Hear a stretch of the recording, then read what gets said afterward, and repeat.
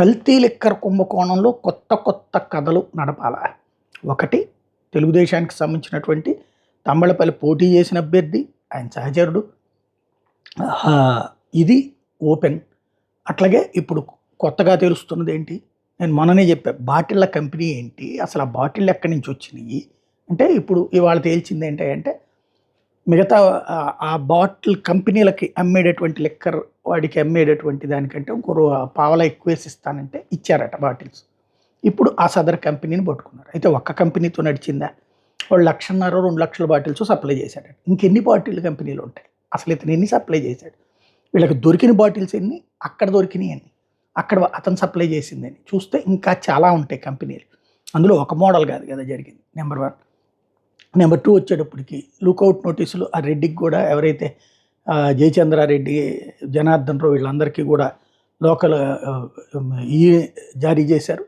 ఆ తర్వాత అరెస్టులు చేస్తారు. ఇదంతా నడుస్తుంది. అయితే బట్ ఇప్పుడు కొత్తగా దీన్ని డైవర్ట్ చేయాలంటే జగన్ వాళ్ళ అన్నయ్య సో వేలు విడిచిన మేనమామ గారి అబ్బాయి గారి అక్కయ్య గారి అన్నయ్య తమ్ముడికి, మేనమామ కోడలకి అన్నయ్య అవుతాడు. ఇట్లాంటి సంబంధాలు ఏవైనా ఉంటే అవన్నీ లెక్కలు తీసి అక్కడెక్కడో ఆఫ్రికా ఖండంలో ఎవడిదో మద్యంకి సంబంధించిన రెడ్డిస్ అనేటటువంటికి సంబంధించిన దాన్ని ఏదో ఆపుతున్నారట. దానికి దీనికి లింకప్ చేసి అట్లాంటిదే ఇక్కడ అనేటటువంటి, అసలు దానికి దీనికి ఏమైనా సంబంధం ఉందా?